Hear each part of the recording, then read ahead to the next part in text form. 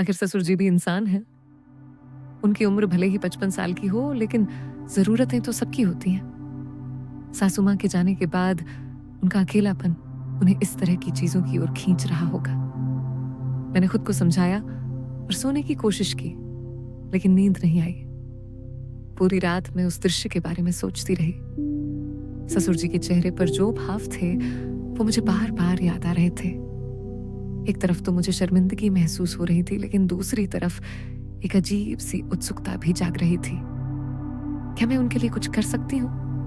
क्या मैं उनका दुख कम कर सकती हूँ? अगले दिन सुबह मैं जल्दी उठ गई, नाश्ता बनाया और ससुर जी को आवाज दी। वो नीचे आए, लेकिन उनकी आंखों में वो उदासी अभी भी थी। मैंने मुस्कुराकर कहा, ससुर जी आज मौसम अच्छा है, क्यों ना हम बाहर घूमने जाएं? लंबे समय से आप घर में ही बंद हैं। उन्होंने सिर हिलाया और बोले, नहीं बहू, मन नहीं है, तुम ऑफिस जाओ, मैं ठीक हूं। मैंने जोर नहीं दिया, लेकिन मन ही मन सोच लिया कि कुछ तो करना पड़ेगा।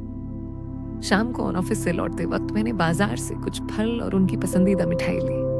घर पहुंची तो देखा वो फिर टीवी पर क्राइम शो देख रहे थे। मैंने टीवी बंद किया और बोली, ससुर जी आज कुछ नया ट्राई करते हैं, चलिए मैं आपको एक कहानी सुनाती हूँ। वो चौंके लेकिन चुप रहे। मैंने अपनी जिंदगी की कुछ पुरानी यादें शेयर की, शादी से पहले की, बॉयफ्रेंड वाली। मैंने बताया कैसे वो मुझे छोड़ गया और मैं टूट गई थी। ससुर जी ध्यान से सुन रहे थे। पहली बार लगा कि वो मेरी बातों में रुचि ले रहे हैं। रात हो गई लेकिन बातें चलती रही। मैंने उनके बारे में पूछा, ससुर जी आप सासू माँ से कैसे मिले थे, बताइए ना। उन्होंने मुस्कुराते हुए बताया। उनकी आंखों में चमक आई। वो पुराने दिनों की यादें साझा करने लगे, हंसते रोते। मैंने महसूस किया कि ये तरीका काम कर रहा है। धीरे धीरे हमारी बातें बढ़ने लगी। हर शाम हम साथ बैठते, चाय पीते और बातें करते। एक हफ्ते बाद की बात है, मैं ऑफिस से थक कर लौटी। ससुर जी किचन में थे, चाय बना रहे थे। मैंने कहा, ससुर जी आप क्यों परेशान हो रहे हैं, मैं बना लेती हूँ। उन्होंने कहा, नहीं बहू, आज मैं बनाता हूँ, तुम आराम करो। हम साथ बैठे, बातों बातों में मैंने पूछा, ससुर जी आपका मन अब कैसा है, उदासी कम हुई? उन्होंने सिर झुकाकर कहा, बहू तुम्हारी वजह से थोड़ा बेहतर है, लेकिन रातें अभी भी मुश्किल है, नींद नहीं आती। मैं समझ गई कि वो क्या कहना चाहते हैं। उस रात की याद आई। मैंने हिम्मत जुटाई और बोली, ससुर जी अगर आपको कोई बात शेयर करनी हो तो मुझे बताएं। मैं आपकी बहू हूं, लेकिन दोस्त भी। उस रात में फिर पानी पीने उठी, इस बार जानबूझकर। ऊपर गई तो दरवाजा बंद था, लेकिन अंदर से हल्की रोशनी आ रही थी। मैंने कान लगाया, कोई आवाज नहीं, शायद सो गए हो। मैं नीचे आई, लेकिन मन नहीं माना।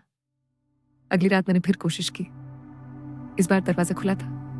ससुर जी फिर वहीं कर रहे थे, मोबाइल पर कोई वीडियो और हाथ में पप्पू। मैं चुपचाप देखती रही। इस बार मुझे डर नहीं लगा, बल्कि एक अजीब सी गर्मी महसूस हुई। मेरे शरीर में सिहरन दौड़ गई। कितने समय से मैंने खुद को छुआ तक नहीं था। पति के जाने के बाद सब कुछ ठंडा पड़ गया था, लेकिन अब मैं नीचे आई और अपने कमरे में जाकर लेट गई। हाथ खुद ब खुद नीचे चला गया। मैंने आंखें बंद की और ससुर जी का चेहरा याद किया। वो भाव, वो तेजी। कुछ ही मिनटों में मुझे राहत मिली, लेकिन साथ ही अपराध बोध भी। ये क्या कर रही हूं मैं? दिन बीतते गए, हमारी निकटता बढ़ती गई। ससुर जी अब मेरे साथ बाजार जाते, घूमते। एक दिन हम होटल से बाहर पार्क में गए। वहां बैठे बैठे उन्होंने मेरा हाथ पकड़ा। बहू तुम्हारी वजह से जीने का मन कर रहा है। मैंने मुस्कुराकर कहा, ससुर जी आप भी मेरे लिए सब कुछ हो। उस स्पर्श में कुछ अलग था, गर्माहट। रात को फिर वही हुआ। मैं ऊपर गई, लेकिन इस बार मैंने हल्के से दरवाजा खोला। ससुर जी ने देख लिया। वो चौंके, लेकिन मैंने कहा, ससुर जी डरिए मत, मैं समझती हूँ। वो शर्म से सिर झुका लिया। मैं अंदर गई और उनके पास बैठी। ये सब नॉर्मल है, सासू माँ के बिना आप अकेले हैं। अगर आप चाहें तो मैं मदद कर सकती हूँ। वो हैरान होकर मुझे देखने लगे। बहू क्या कह रही हो? मैंने हिम्मत की और उनका हाथ पकड़ा। ससुर जी हम दोनों अकेले हैं, जीवन में रंग भरने का मौका है, मैंने उनका पप्पू पकड़ा। वो सख्त हो चुका था। मैंने धीरे धीरे मालिश शुरू की। ससुर जी की आंखें बंद हो गई, उनके मुंह से सिसकारियां निकलने लगी। मैंने अपनी साड़ी ऊपर की और उनके ऊपर बैठ गई। ससुर जी, प्लीज धीरे से तिजोरी खोलो। वो समझ गए। धीरे धीरे उन्होंने प्रवेश किया। दर्द हुआ लेकिन सुख भी। लंबे समय बाद का एहसास। हम दोनों ने वो रात साथ बिताई। सुबह उठे तो कोई अपराध बोध नहीं था, बल्कि एक नई शुरुआत। लेकिन ये सब इतना आसान नहीं था। अगले दिन मुझे डर लगा, क्या ये गलत है? समाज क्या कहेगा? लेकिन ससुर जी खुश थे। वो फिर से जीने लगे, दोस्तों से मिलने लगे। मैं भी खुश थी। हमारा रिश्ता अब सिर्फ ससुर बहू का नहीं रहा। रातें अब रंगीन हो गई। हर रात नई कहानी। कभी मैं ऊपर, कभी वो, कभी किचन में, कभी बाथरूम में, होटल की बालकनी पर भी। चेन्नई की हवा में हमारी मोहब्बत खुल गई। लेकिन एक दिन सासू माँ की बहन आई। उन्हें शक हो गया। बहू, ससुर जी इतने खुश क्यों हैं? मैंने बहाना बनाया, लेकिन वो नहीं मानी। धमकी दी कि सबको बताएंगे। हम घबरा गए। ससुर जी बोले, बहू भाग चलें, नई जिंदगी शुरू करें। लेकिन मैंने कहा, नहीं, लड़ेंगे। मैंने उन्हें बताया कि मेरे पास एक प्लान है। वो क्राइम शो जो ससुर जी देखते थे, उससे मुझे आइडिया मिला। हमने एक फेक एक्सीडेंट प्लान किया। सासू माँ की बहन को लगा कि ससुर जी बीमार हैं। हमने उन्हें दवा दी जो नींद की थी, फिर उन्हें दूर ले जाकर छोड़ दिया। वो डर गई और चुप हो गई। लेकिन ये सब करते हुए हमें एहसास हुआ कि हमारा प्यार कितना गहरा है। समय बीता, हमारा रिश्ता मजबूत होता गया। मैं प्रेग्नेंट हो गई। ससुर जी खुश थे। बहू, ये हमारा बच्चा है। हमने चेन्नई छोड़ दिया और एक नए शहर में बस गए। वहां कोई हमें नहीं जानता था। मैंने नई जॉब शुरू की। ससुर जी ने छोटा सा बिजनेस। जीवन फिर से रंगीन हो गया। लेकिन कभी कभी पुरानी यादें आती। सासू माँ अगर जिंदा होती तो क्या कहती? शायद मर ही जाती। लेकिन अब हम खुश हैं। ये हमारी कहानी है, प्यार की, जरूरत की और एक नई शुरुआत की। हमारा नया शहर, नई जिंदगी, सब कुछ एक सपने जैसा लग रहा था। मैं और ससुर जी, जिन्हें मैं अब सिर्फ विजय कहकर बुलाने लगी थी, एक छोटे से लेकिन सुंदर घर में रहने लगे। शहर का नाम था कोयम्बटूर, जहां की हरी भरी वादियां और शांत माहौल हमें सुकून देता था। मैंने एक नई कंपनी में अकाउंटेंट की नौकरी शुरू की थी और विजय ने एक छोटी सी किराने की दुकान खोली थी। दिन भर की भाग दौड़ के बाद हम रात को घर लौटते, एक दूसरे के साथ समय बिताते। हमारी जिंदगी में अब एक नया रंग था, एक नई उम्मीद। मैं प्रेग्नेंट थी और ये बात हमें और करीब ला रही थी। लेकिन ये खुशी बिना चुनौतियों की नहीं थी। कोयम्बटूर में कोई हमें नहीं जानता था, लेकिन फिर भी डर था कि कहीं हमारा अतीत हमें ढूंढ न ले। सासू माँ की बहन शांति मौसी ने भले ही उस दिन के बाद कुछ नहीं कहा, लेकिन उनकी धमकी मेरे दिमाग में बार बार गूंजती थी। सबको बता दूंगी, उन्होंने कहा था। मैं सोचती थी अगर किसी को हमारे रिश्ते का सच पता चला तो क्या होगा? समाज हमें स्वीकार करेगा। लेकिन विजय हमेशा कहते, लैला, हमें किसी की परवाह नहीं करनी। हमारा प्यार सच्चा है और यही काफी है। एक दिन की बात है, मैं ऑफिस से लौटी तो देखा विजय घर पर नहीं थे। दुकान जल्दी बंद हो जाती थी तो मुझे अजीब लगा। मैंने फोन किया, लेकिन उनका नंबर बंद था। घबराहट होने लगी। क्या शांति मौसी ने कुछ किया? क्या वो चेन्नई से हमें ढूंढते हुए यहाँ आ गई? मैंने पड़ोसियों से पूछा, लेकिन किसी ने कुछ नहीं देखा। रात के 10 बज गए और विजय का कोई अता पता नहीं।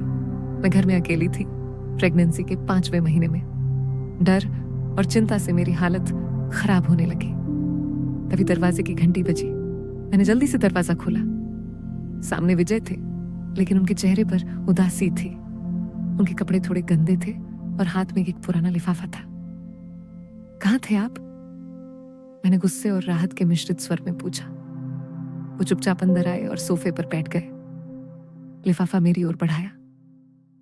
ये देखो लैला, उन्होंने धीमे स्वर में कहा। मैंने लिफाफा खोला। उसमें कुछ पुरानी तस्वीरें थी, विजय और सासू माँ की, उनकी शादी की, उनके हनीमून की और कुछ मेरे पति के बचपन की। साथ में एक खत था। मैंने पढ़ना शुरू किया। वो सासू माँ का लिखा हुआ था, उनके आखिरी दिनों में। उसमें लिखा था, विजय, अगर मैं चली जाऊं तो अपने लिए जीना। मैं जानती हूं तुम्हें अकेलापन खाएगा, लेकिन तुम्हारा दिल बड़ा है। लैला को संभालना, वो हमारी बेटी है, उसे खुश रखना, चाहे जो हो जाए। पढ़ते पढ़ते मेरी आंखें भर आईं। विजय ने कहा, आज दुकान पर एक पुराना दोस्त मिला, उसने ये लिफाफा दिया। कहता था शांति ने उसे चेन्नई में दिया था ताकि वो मुझे ढूंढ कर दे दे। मैं समझ गई, शांति मौसी ने हमें चेतावनी दी थी, लेकिन ये खत उनके इरादों को बदल गया। शायद वो हमें समझने की कोशिश कर रही थी, लेकिन फिर भी डर तो था। उस रात हमने बहुत बातें की। विजय ने बताया कि वो सासू माँ से कितना प्यार करते थे, लेकिन मेरे साथ उनकी जिंदगी में एक नया अर्थ आया है। लैला, तुमने मुझे फिर से जीना सिखाया, उन्होंने कहा। मैंने उनका हाथ पकड़ा और कहा, विजय, ये बच्चा हमारा है, हम इसे एक खूबसूरत जिंदगी देंगे। हमने एक दूसरे को गले लगाया। उस रात फिर वही जादू हुआ। उनकी बाहों में मैंने सारी चिंताएं भुला दी। समय बीतता गया, मेरा पेट बड़ा हो रहा था। पड़ोसियों ने पूछना शुरू किया, पति कहाँ है? मैंने कह दिया कि वो विदेश में है। विजय को मैं अब अंकल कहकर बुलाती थी ताकि कोई शक न करे। लेकिन एक दिन दुकान पर एक आदमी आया।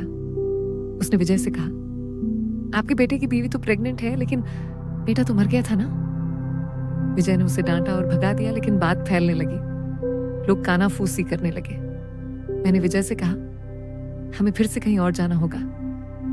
लेकिन वो बोले, नहीं लैला, अब भागने का समय खत्म, हम सच का सामना करेंगे। एक रात हमने फैसला किया कि हम लोगों को सच बता देंगे, लेकिन उससे पहले हमें एक प्लान बनाना था। हमने एक वकील से बात की। उसने कहा कि कानूनी तौर पर हमारा रिश्ता गलत नहीं है, क्योंकि मैं विधवा हूं और विजय विधुर। लेकिन समाज का डर था। हमने एक छोटी सी सभा बुलाई जिसमें पड़ोसियों को बुलाया। विजय ने खुलकर कहा, लैला मेरी पत्नी है, हमारा बच्चा आने वाला है। आप लोग हमें स्वीकार करें या ना करें, लेकिन ये हमारी जिंदगी है। लोग हैरान थे। कुछ ने ताने मारे, कुछ ने तालियां बजाई, लेकिन धीरे धीरे बात सामान्य हो गई। मेरे बेटे का जन्म हुआ। हमने उसका नाम आदित्य रखा, मतलब सूरज। वो हमारी जिंदगी का उजाला बन गया। विजय अब पूरी तरह बदल गए थे। वो दुकान पर गाना गुनगुनाते, आदित्य के साथ खेलते। मैं ऑफिस से लौटती तो देखती कि वो उसे गोद में ले कहानियां सुना रहे हैं। शांति मौसी एक बार कोयम्बटूर आई। वो आदित्य को देखकर रो पड़ी। लैला, मैं गलत थी, तुमने विजय को नई जिंदगी दी, उन्होंने कहा। आज हम तीनों एक खुशहाल परिवार हैं। लोग अब हमें स्वीकार कर चुके हैं। हमारी कहानी अनोखी है, लेकिन प्यार और विश्वास से भरी है। सासू माँ अगर होती, शायद वो भी हमें माफ कर देती, क्योंकि प्यार में कोई गलत सही नहीं होता, बस जिंदगी होती है और उसे जीन। उसने कहा, 5 लाख और हाँ, कोयम्बटूर छोड़ दो। मैंने कहा, मुझे समय चाहिए। वो बोला, 2 दिन, इसके बाद मैं तस्वीरें ऑनलाइन डाल दूंगा। वो चला गया और मैं घर पहुंची। विजय को सारी बात बताई। वो गुस्से में थे, लेकिन बोले, लैला, हम इसे ऐसे नहीं छोड़ सकते। हमने पुलिस को सूचना दी। इंस्पेक्टर रमेश ने एक जाल बिछाने का प्लान बनाया। हमने उस आदमी को फोन किया और कहा कि हम पैसे देने को तैयार हैं। मुलाकात एक सुनसान जगह पर तय हुई। मैं और विजय वहां गए, लेकिन पुलिस पहले से वहां छिपी थी। जैसे ही उस आदमी ने पैसे लिए, पुलिस ने उसे पकड़ लिया। पूछताछ में पता चला कि वो शांति मौसी का दूर का रिश्तेदार था। शांति मौसी ने उसे हमारी जासूसी करने को कहा था, लेकिन वो लालच में आकर ब्लैकमेलिंग करने लगा। पुलिस ने शांति मौसी को बुलाया। वो रोते हुए आई और माफी मांगने लगी। लैला, मैं बस अपनी बहन के लिए गुस्से में थी। मुझे लगा तुमने उसकी जगह ले ली, लेकिन आदित्य को देखकर मेरा दिल पिघल गया। विजय ने कहा, शांति, हमने किसी का बुरा नहीं किया, हम सिर्फ जीना चाहते हैं। आखिरकार शांति मौसी ने हमें माफ किया और वादा किया कि वो अब हमारे खिलाफ कुछ नहीं करेंगे। इस घटना के बाद हमारी जिंदगी फिर से पटरी पर लौट आई। आदित्य अब 2 साल का हो गया था। वो दिन भर घर में शरारतें करता और हम दोनों उसकी हरकतों पर हंसते। विजय अब पूरी तरह बदल चुके थे। उनकी दुकान अच्छी चल रही